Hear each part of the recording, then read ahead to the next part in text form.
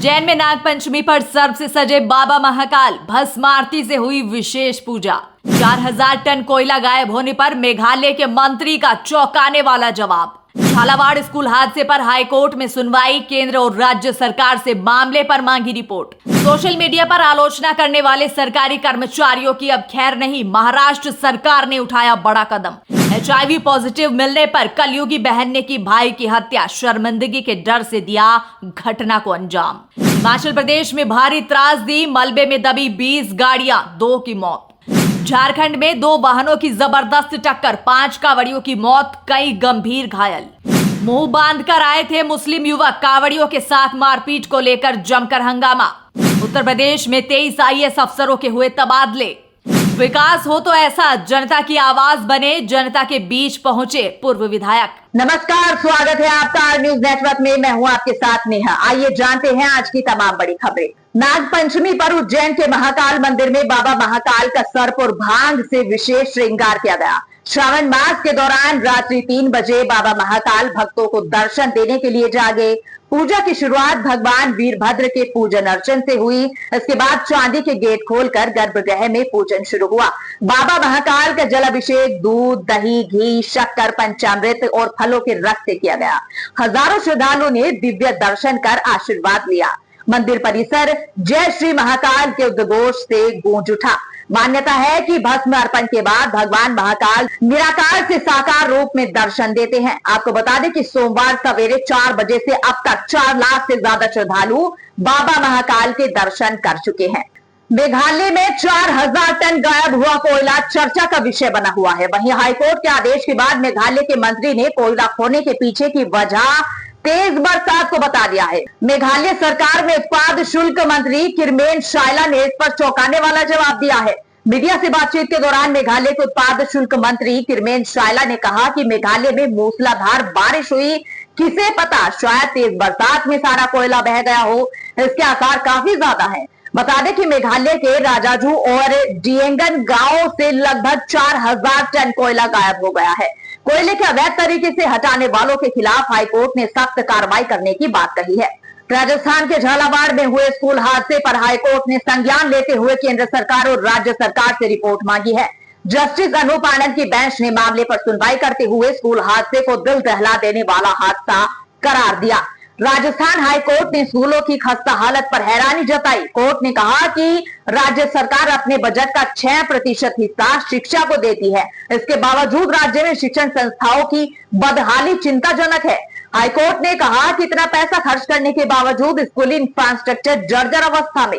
एक सर्वे का हवाला देते हुए अदालत ने कहा कि 12 राज्यों की 22% इमारतें जर्जर हो चुकी हैं। 12 राज्यों की इस फहरिस्त में राजस्थान का नाम भी शामिल है। अकेले राजस्थान में ही 32% स्कूलों में बिजली नहीं है, 9% स्कूलों में पीने का पानी का अभाव है और 9% स्कूलों में लड़कों के लिए टॉयलेट उपलब्ध नहीं है।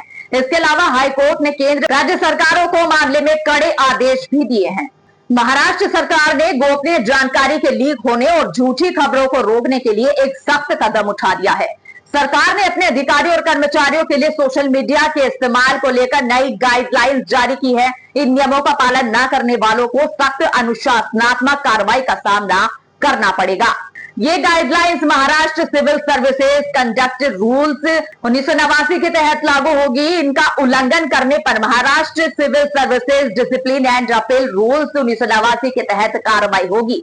ये नियम राज्य सरकार, स्थानीय स्वशासन संस्थाओं, बोर्ड, निगम, सार्वजनिक उपक्रमों और डेपुटेशन या कॉन्ट्रैक्ट पर नियुक्त कर्मचारियों पर लागू होंगे। सरकार ने साफ किया है कि सोशल मीडिया का इस्तेमाल सावधानी और जिम्मेदारी के साथ करना होगा।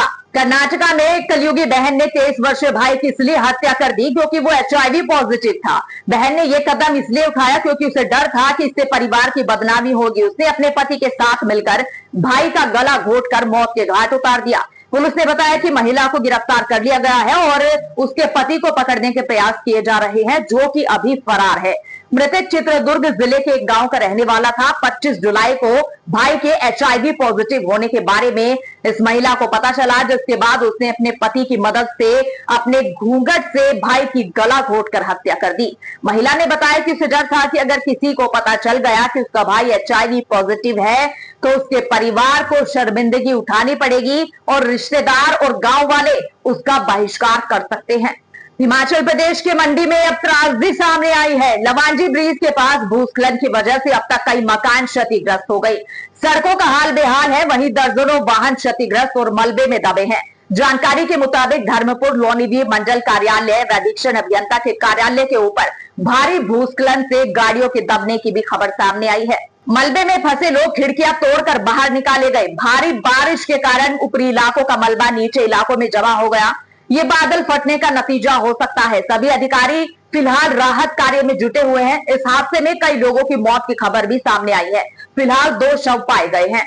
झारखंड के देवघर में सुबह हुए एक भीषण सड़क हादसे में 5 कांवड़ियों की मौत हो गई। दरअसल कांवड़ियों को लेकर जा रहा वाहन एक अन्य वाहन से टकरा गया, जिससे 5 कांवड़ियों की दर्दनाक मौत हो गई और कई अन्य घायल बताए जा रहे हैं। पुलिस ने बताया कि घटना सुबह करीब 4:30 बजे हुई, जब कांवड़ियों को लेकर जा रही बस मोहनपुर पुलिस थाने के अंतर्गत आने वाले जमुनिया फॉरेस्ट इलाके में गैस सिलेंडर ले जा रहे वाहन से टकरा गई। जानकारी सामने आई है कि हादसे में मरने वालों का आंकड़ा अभी और बढ़ सकता है, क्योंकि हादसे में घायल कई लोगों की हालत गंभीर बताई जा रही है। जिला प्रशासन ने नजदीकी सरकारी और अस्पतालों को अलर्ट रहने के निर्देश भी दिए हैं। वाराणसी के थाना राजा तालाब के अंतर्गत एक स्थानीय दुकानदार और कांवड़ियों के बीच जमकर किसी बात को लेकर बहस हो गई। पुलिस द्वारा कांवड़ यात्रियों से बात करने के बाद प्रार्थना पत्र लिया गया, साथ ही मामले में आवश्यक कार्रवाई भी की जा रही है। वहीं एसीपी राजा तालाब अजय कुमार श्रीवास्तव के साथ कई थानों की फोर्स घटनास्थल को लेकर चल रहे धरने में पहुंची और चक्का जाम समाप्त करवाया। एसीपी राजा तालाब ने कार्रवाई का आश्वासन देते हुए कांवड़ियों के दल को शांत किया। आपको बता दें कि कांवड़ियों से मारपीट के बाद गिरफ्तारी की मांग करने पहुंचे बजरंग दल के जिला अध्यक्ष राजेश पांडे के साथ काफी नोकझोंक भी हुई।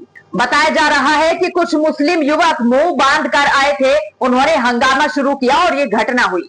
उत्तर प्रदेश में 23 IAS अफसरों के तबादले कर दिए गए। कई जिलों के जिलाधिकारी हटाए गए। बता दें कि गोंडा की डीएम नेहा शर्मा हटाई गई। नेहा शर्मा को प्रभारी निरीक्षक प्रबंधन बनाया गया। बहराइच की डीएम मोनिका रानी भी हटा दी गई।